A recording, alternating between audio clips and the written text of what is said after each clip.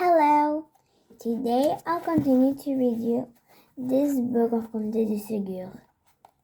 And you know, of course, that it's Le Malheur de Sophie.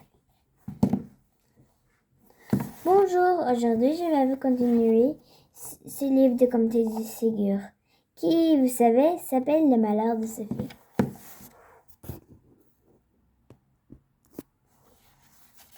La boîte à ouvrage. Quand Sophie voulait quelque chose qui faisait envie, elle demandait si sa maman lui refuserait. Elle remenait le roman jusqu'à ce que sa maman ennuie et le renvoya dans sa chambre. Alors, au lieu n'y plus penser.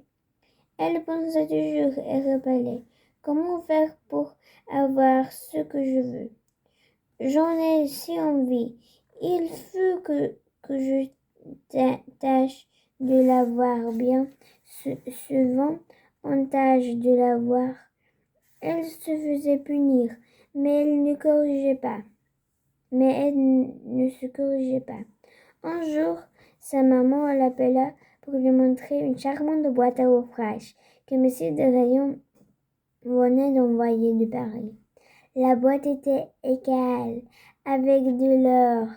Les dentelles étaient doublées et velues le bleu. Il y avait tout ce qu'il voulait pour travailler et ce qu'il tenait en honneur. Il se qu'était effaré. En or, il y a une idée, des sciences, en étude des bonbons signifiques, et pensez d'autres accompagnements.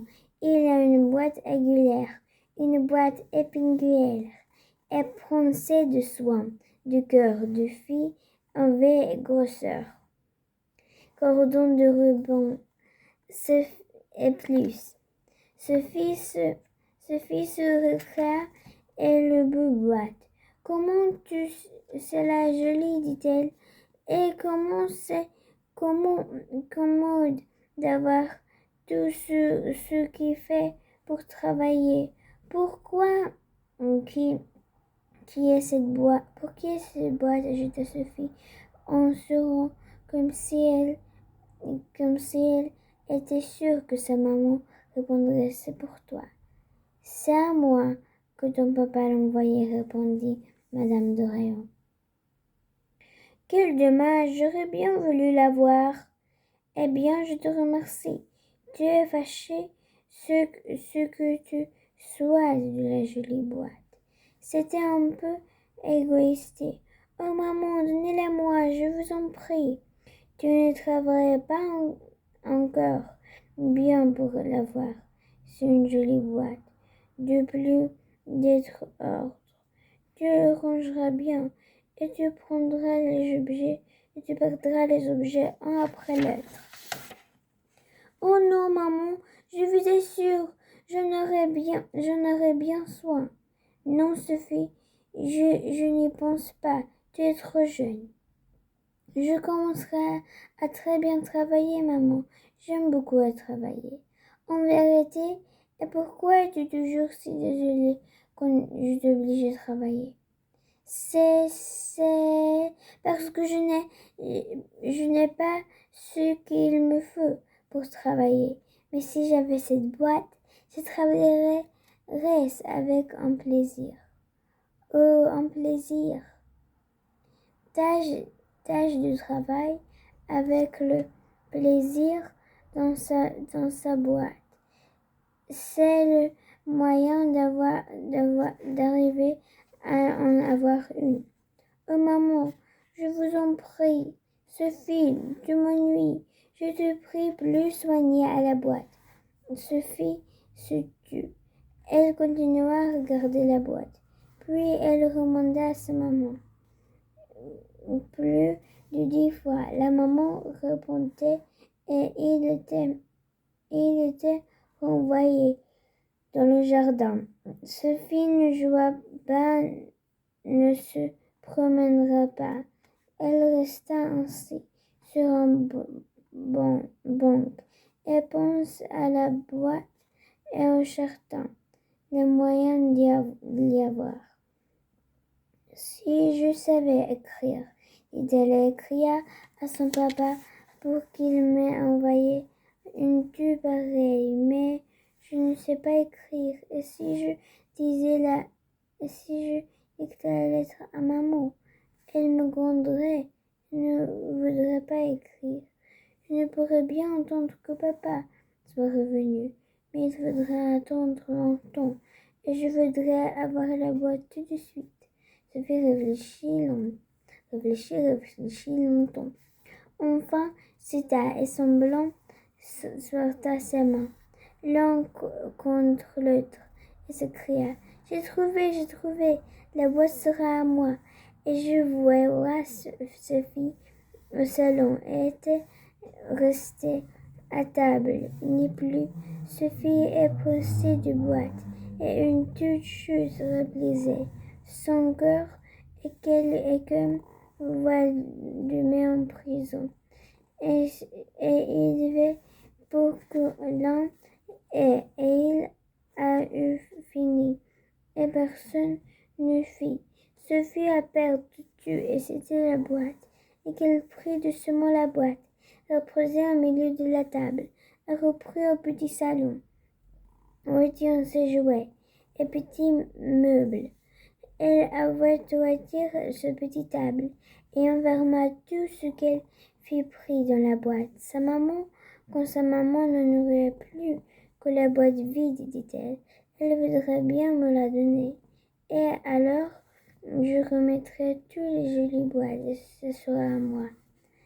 Sophie était enchantée, et elle pensa même à se reprocher qu'elle avait fait. Elle ne demanda pas: que dira maman? Elle aucunera-t-elle d'avoir des affaires? Qu'elle répondit: je courais en le matin, et c'est moi, et je n'apporte rien comme bonheur d'avoir la boîte. Tous les matins se pensa que la maman s'aperçut du vol de Sophie, mais à l'heure du dîner, quand tout le monde se réunit au salon, Madame de Rayon dit aux personnes qu'elle avait invitées à dîner qu'elle allait leur montrer une bien jolie boîte à ouvrage que monsieur de Rayon lui avait envoyée de Paris. Vous verrez, ajouta-t-elle, comment c'est complet. Tout coup nécessaire pour travailler se demande la boîte. Voyez d'abord la boîte elle-même, comment elle est jolie. Charmante, répondit en charmante. Madame de Rayon l'ouvrit. Quel fut sa surprise! La boîte vide. Quel signifie cela? dit-elle. Ce matin, tu y étais. Et je ne l'ai pas touché. Depuis, l'avez-vous laissé au salon? demanda-t-elle à une des dames invitées. Certainement, à ce mot dire, un costume domestique, le honnête et incapable à voler. On pourrait la boîte, et vite, chère madame. Il est certain que quelqu'un l'a vidée. Le cœur de Sophie battait avec voyance, et pendant que cette conversation, elle tenait à charge et dire à le moment, et montait et tremblait de tous ses membres, et elle cherchait des yeux, et ne le voyait pas, et appela Sophie. Sophie, où es-tu? Comment Sophie ne répondait pas? Les dames derrière, lesquelles elle cachait, et qui, elles, savaient, la s'écriaient. Et Sophie perdit une telle de rougeur, et qu'elle oublia que chacun devina son pêtre, et voyait en elle-même. Approchez, Sophie, dit madame de Rayon. Soyez-vous avancée, quand l'un de ses jambes tremblait avec elle. Où avez-vous mis les choses qui étaient dans ma boîte? Je n'ai rien pris, maman. Je n'ai rien caché. Il est intelligent de mentir, mademoiselle, répond ce minute. Si vous le voulez être puni, comment vous le mettirez? Mais maman, je vous assure que je n'ai rien pris. Suivez-moi, mademoiselle. Et comme Sophie resta à sa bougeoire, madame de Rayon lui prit la main, elle l'engagea et mastra le salon en jouet. Elle mettait le char dont elle étruilla la commode dans l'armoire de la poupée. Elle n'avait rien. Elle commença à trembler d'avoir insolent vers Sophie, lorsqu'elle désirait vers la table. Sophie tremblait plus fort lorsque maman aurait le trottoir apparaît tous les objets de sa boîte, un ouvrage que Sophie aussi caché là. Sans rien dire, elle prit Sophie. Elle fouetta comme elle l'avait jamais fouetté. Sophie en beau crier comme grâce. Elle fouillait le bon grâce. Elle reçut le bonne manière et fait mariner. Madame de Rayon vida le territoire et emporta jusqu'à qu'elle le trouvât pour remettre dans sa boîte. Sans Sophie pleurait dans le petit salon. Elle était si honteuse qu'elle n'osa plus rentrer pour dîner. Et elle fit bien, car madame de Rayon lui envoya sa bonne pour le mener dans sa chambre, qu'elle devenait à dîner et passa la soirée. Sophie pleura beaucoup et longtemps. La bonne maigrée de sa goyante habitée. Elle était si l'appelait voleuse. Il faudrait le faire, monsieur, à Leclerc, disait-elle, du peur que vous ne me voliez. Si quelque chose perd dans la maison, on saura bien trouver le voleur. Elle ira tout le doigt et le voit dans ses tirons. Le lendemain, madame de Rayon fit appeler Sophie. Écoutez, mademoiselle, lui dit-elle, et se mit à m'écrire. Voilà le votre que papa m'a envoyé avec la boîte à ouvrage. Ma chère amie, je vous achète la charmante boîte à ouvrage que je avais envoyée. Elle est pour Sophie, mais elle lui donnait pas encore. Qu'elle soit récompensée de 8 jours de sagesse. Fais-lui voir la boîte, mais ne lui disez pas qu'elle les achète pour elle. Elle ne veut bien soit s'agir par intérêt, pour gagner un beau présent. Je ne veux qu'elle ne sorte pas vrai et dise d'être bonne. Vous continuez, madame de Rayon, qu'elle me voyait être madame, et elle voulait faire l'être sage. Et pendant 2 mois, je vais la boîte. J'espère que la leçon pourra elle recommença de relation si mauvaise et si honteuse. Sophie pleura encore et supplia sa maman de lui pardonner.